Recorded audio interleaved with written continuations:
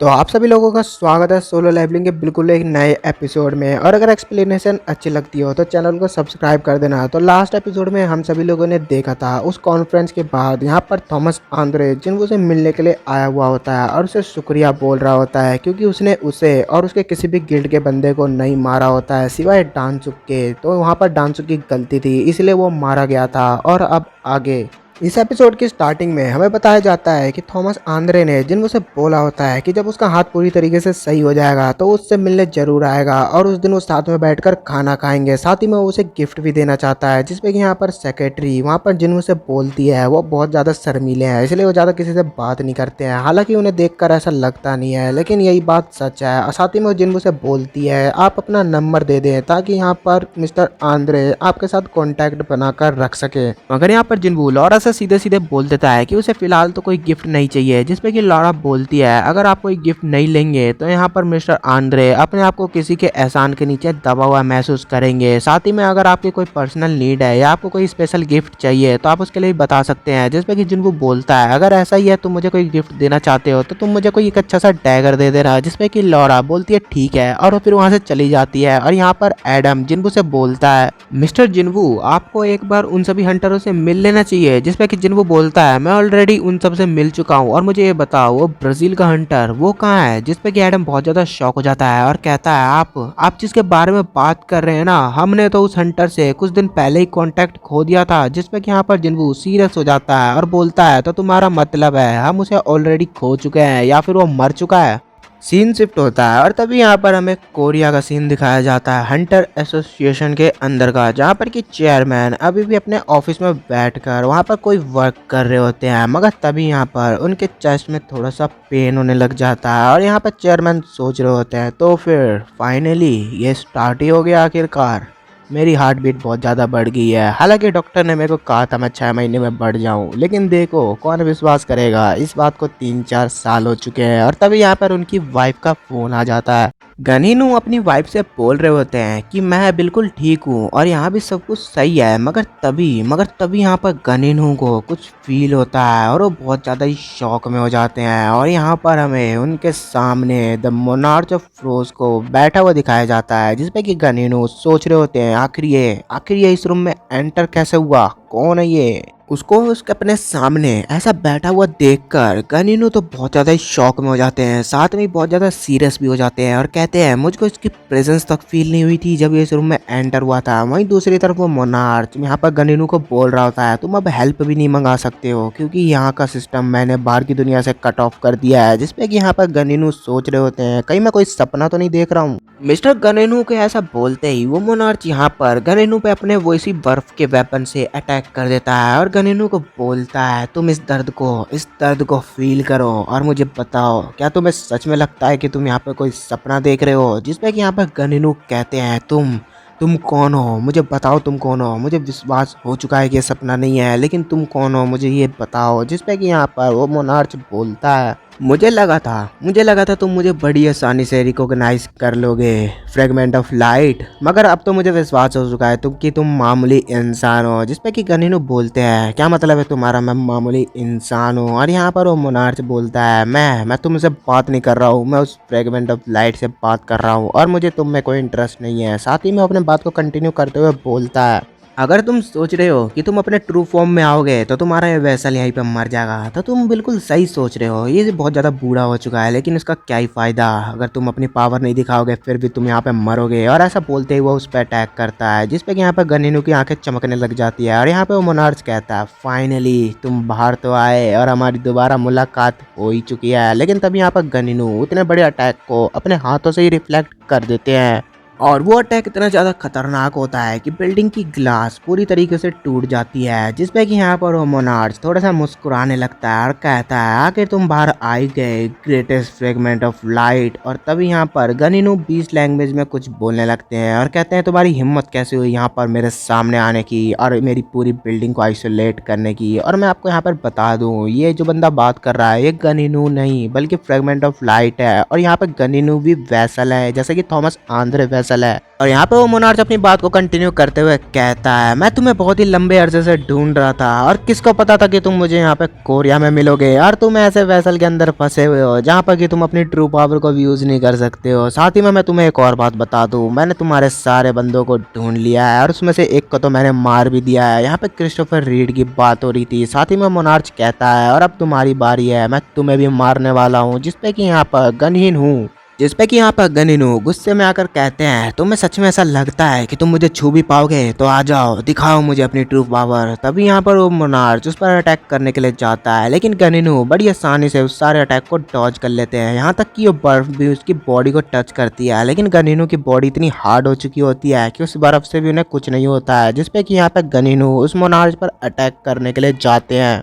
हालांकि यह अटैक बहुत ज़्यादा तेज था, लेकिन वो मोनार्च बड़ी आसानी से इसको टॉच कर लेता है। साथ ही में गनिनो पे भी अटैक करता है, लेकिन गनिनो उसे भी टॉच करते हुए दोबारा से उसके ऊपर एक पंच मारते हैं। यहाँ पर मोनार्च अपने बर्फ से शील्ड बना लेता है, लेकिन यहाँ पर गनिनो बहुत ज़्यादा गुस्से में होते हैं और उस शील्ड को अपने एक ही पंच से तोड़ देते हैं। यहाँ पर वो गनिनो दोबारा से अटैक करने के लिए जा ही रहे होते हैं, लेकिन उनकी बॉडी जवाब दे चुकी है अब। जिसपे कि यहाँ पर गनिनो सोच रहे होते हैं, मुझे ये सब जल्दी खत्म करना होगा, और वो उस पर अपनी पूरी पावर के साथ अटैक करने के लिए जा रहे होते हैं। और वहाँ पर वो मोनार्च बड़ी आसानी से हंस रहा होता है उन्हें देखकर। तभी यहाँ पर गनिनो वहाँ पर एक जगह पे रुक जाते हैं, और यहाँ पर गनिनो नहीं बल्कि वहाँ पर वो फ्रेगमेंट ऑफ लाइट होता है जो कि सोच रहा होता है, क्या यही इस बोर्ड की लिमिट है? और यहाँ पर वो मोनार्च हंसते हुए बोलता है, क्या तुम अपने वेसल की बॉडी के साथ बस इतना ही कर सकते हो, ग्रेटेस्ट फ्रेगमेंट ऑफ लाइट? और ऐसा बोलते ही वह गनिनो के पास में आ जाता है और अपने आइस से ही अपने हाथों में एक वेपन क्रिएट करता है और उसको वहां पर गनिनो की बॉडी के आर पार कर देता है। और यहाँ पर गनिनो बहुत ज़्यादा ही दर्द में होते हैं। साथ में फ्रेगमेंट ऑफ लाइट सोच रहा होता है, यह बॉडी तो इतनी ज़्यादा कमज़ोर हो गई है, मैं यहाँ पर अपनी पूरी पावर भी निकाल नहीं सकता हूँ। और यहाँ पर वो मोनार्च अपनी बातों को कंटिन्यू करते हुए बोलता है, तुम्हें पता नहीं अब कितने और साल लगेंगे एक नया वेसल ढूंढने में, 1 साल 2 साल या फिर उससे भी ज्यादा, लेकिन क्या ही फायदा है, हमारी आर्मी यहाँ पर आ चुकी है और जल्दी ये दुनिया खत्म होने वाली है। लेकिन तभी यहाँ पर गनिनो उसी वेपन को अपनी बॉडी से बाहर निकालने लग जाते हैं धीरे धीरे, और वहाँ पर बहुत ही अजीब तरीके से मुस्कुराने लगते हैं और मुस्कुराते हुए बोलते हैं, क्या हम तुम्हें सच में इतने ज़्यादा बेवकूफ़ लगते हैं? और मैं तुम्हें इतना ज़्यादा बेवकूफ़ लगता हूँ? मैंने बेवजह तुमसे इस कमज़ोर शरीर के साथ फाइट करी? हाँ, जिस तरीके से तुम्हारे प्लान है हमारे भी कुछ प्लान्स हैं, समझो में आया क्या तुम्हें? और तभी यहाँ पर वो मोनार्च बहुत शौक हो जाता है और कहता है, प्लान्स? क्या मतलब है तुम्हारा? कैसे प्लान्स है तुम्हारे? तभी यहाँ पर गनिनो बहुत ही खतरनाक उसके ऊपर ब्लास्ट करते हैं, लेकिन वो मोनार्च बड़ी आसानी से उसे डॉज कर लेता है। मगर वो अटैक सीधा जाकर उसके बैरियर में टकराता है। और यहाँ पर वो मोनार्च कहता है, ये तो वाकई में क्लोज वन था, क्या तुम्हें सच में लगा था कि तुम मुझे इतनी आसानी से मार पाओगे और ये काम करेगा? जिसपे यहाँ पर गनिनो मुस्कुराते हुए कहते हैं, हाँ मुझे लगा था ये काम करेगा और ये वाकई में काम कर रहा है, तुम बहुत ज़्यादा बेवकूफ़ हो। और यहाँ पर हमें दिखाया जाता है कि उसका बैरियर पूरी तरीके से टूट चुका है, वहाँ पर एक बहुत बड़ा होल हो गया है। अपने बैरियर को इस तरीके से टूटता हुआ देखकर वो मोनार्च कहता है, क्या तुम्हें सच में लगता है काम करेगा और तुम्हें कोई बचाने वाले आने वाला है? तभी यहाँ पर गनिनो कहते हैं, अभी, और उनकी बॉडी में से एक यहाँ पर एंट की शैडो बाहर निकलती है। पहले तो उस मोनार्च को लगता है कि यह कोई नॉर्मल टेंजिन का मॉन्स्टर है, लेकिन जैसे ही वो वहाँ पर एंट उड़ता हुआ जाता है उसकी बॉडी के इफेक्ट देखकर यहाँ पर वो मोनार्च शॉक हो जाता है और कहता है, कहीं ये वो तो नहीं? और यहाँ पर मोनार्च उस एंट की शैडो को मारने के लिए उस पर अटैक करने के लिए जा ही रहा होता है, लेकिन तभी यहाँ पर वो बहुत ज़्यादा शॉक हो जाता है और यहाँ पर वो हैरान होते हुए बोलता है, तुम यहाँ पर क्या कर रहे हो? और यहाँ पर हमें उसके सामने जिन्बू को दिखाया जाता है जो कि उसने उसके इतने खतरनाक अटैक को अपने हाथों से ही बड़ी आसानी से रोक लिया होता है। और यहाँ पर जिन्बू ना ही बस उसका अटैक को रोकता है बल्कि बड़े गुस्से में आते हुए उसकी गर्दन को पकड़कर उसे उठा लेता है और बोलता है, आखिर तुम हो कौन? कोई मॉन्स्टर या फिर कोई हंटर? और तुम्हारी हिम्मत कैसे हुई यहाँ पर आने की? लेकिन तभी वो मोनार्च घबराते हुए बोलता है, मैं तुम्हारी बॉडी में बहुत ज़्यादा शैडो आर्मी देख रहा हूँ और तुम्हारे पास इतनी शैडो आर्मी हो गई है तो तुमने हमसे कॉन्टैक्ट क्यों नहीं करा? जिसपे कि जिन्बू को कोई बात समझ ही नहीं आ रही होती है कि आखिर वो बंदा कौन है और उसे कैसे जानता है। मगर तभी यहाँ पर जिन्बू को जाइंट मोनार्च की बात याद आती है कि दुनिया में और भी मोनार्च हैं और वो कोई बात उससे पूछता। उससे पहले यहाँ पे फ्रोजन मोनार्च उसे एक ट्रैप में फंसा देता है। वो जिन्बू को एक बर्फ के ट्रैप में फंसा देता है और जिन्बू का पूरा हाथ उस बर्फ के अंदर फंस चुका होता है और जिन्बू को कोई बात समझ नहीं आ रही होती है। तभी जिन्बू वहाँ पर अपने डैगर को अपने इन्वेंटरी में से बाहर निकाल कर उस बर्फ को तोड़ देता है और सोच रहा होता है क्या ये कोई मेस टाइप का हंटर है। जिन्बू यहाँ पर अपनी बात कंटिन्यू करते हुए उस मोनार्च से बोलता है, फिर क्या तुम अब मरने के लिए तैयार हो? बिल्कुल तैयार हो जाओ, अब तुम बहुत बुरी तरीके से मरने वाले हो। जिसपे कि वो मोनार्च कहता है, मैं तुमसे लड़ने नहीं आया हूँ, ना ही तुम आए हो। मेरे ख्याल से तुम यहाँ पर उस ह्यूमन को प्रोटेक्ट करने के लिए आए थे। जिसपे कि यहाँ पर जिन्बू 2 मिनट के लिए शॉक हो जाता है और सोच रहा होता है क्या क्या मैंने जो अभी शेडो एक्सचेंज करी है, क्या वो गनीनू के पास जो मैंने शेडो छोड़ी थी वो थी? कर जिन्बू तो तब शॉक हो जाता है जब जब वो वहाँ पर ऊपर बिल्डिंग पे गनीनू को इतनी बुरी हालत में देखता है। उनकी हालत बहुत ज़्यादा खराब थी और इसी का फ़ायदा वो मोनार्च उठा लेता है और अपने हाथ में एक वेपन क्रिएट करता हुआ बोलता है, या तो फिर तुम उसे बचा लो या फिर तुम मुझे ही मार लो। और ऐसा बोलते ही वो अपने वेपन को गनीनू के तरफ फेंक देता है।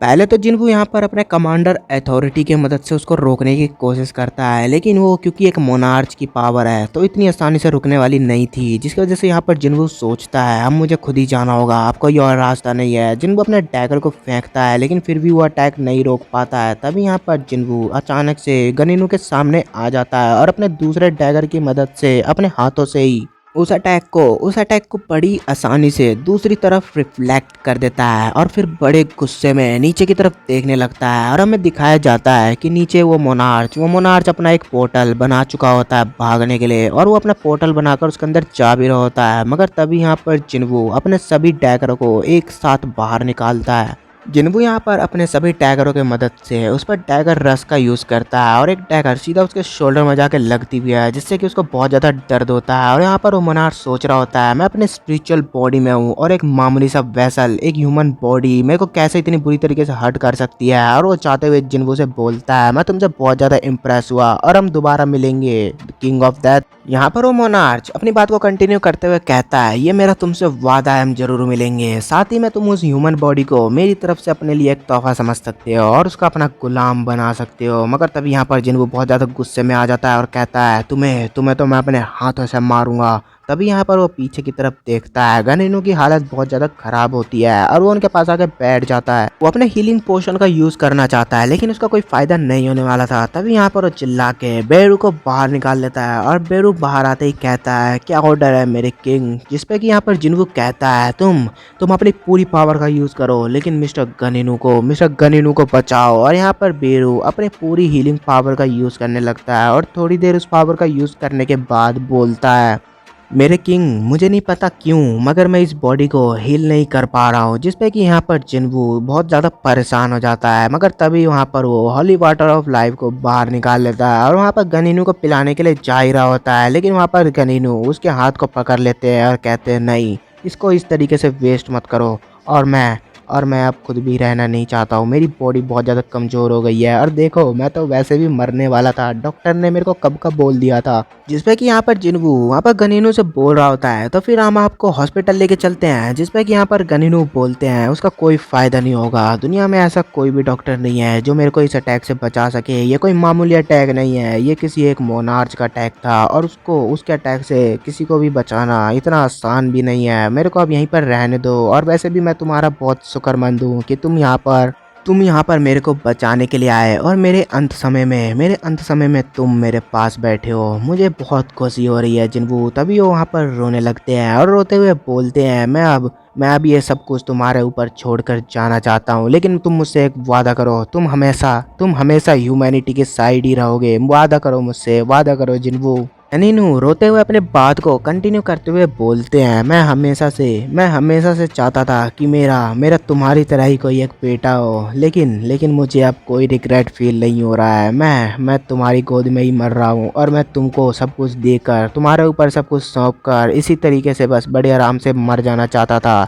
मुझे तो डॉक्टरों ने पहले ही बोल दिया था कि मैं 6 महीने के अंदर मर जाऊंगा, मगर मैं फिर भी 2-3 साल तक जी गया। पता है ऐसा क्यों है जिन्बू? क्योंकि किस्मत चाहती थी मैं तुमसे मिलूं। हाँ बिल्कुल ऐसा ही था, क्योंकि किस्मत मुझे तुमसे मिलाना चाहती थी। और वो अपने आखिरी शब्द बोलते हुए अपनी आंखों को बंद करते हैं। थैंक यू जिन्बू, सब चीज़ों के लिए थैंक यू। और यहाँ पर वो मर जाते हैं और उनका हाथ जिन्वो के हाथ से नीचे गिर जाता है और वहाँ पर सारी बर्फ और वो बैरियर पूरी तरीके से टूट जाते हैं। और यहाँ पर समय जिन्वो के लिए अलग वक्त थम सा जाता है, बहुत ज़्यादा बारिश होने लग जाती है। जिन्वो वहाँ पर शांत बैठा हुआ होता है और अगले दिन मीडिया में वहाँ पर गनीनू की मरने की खबर पूरी फैल गई होती है। बस गनीनू की नहीं बल्कि ब्राज़ील का वो हंटर जो गायब था उसकी मरने की खबर भी फैल चुकी होती है। उसकी बॉडी एक बीच के किनारे पे मिली हुई होती है।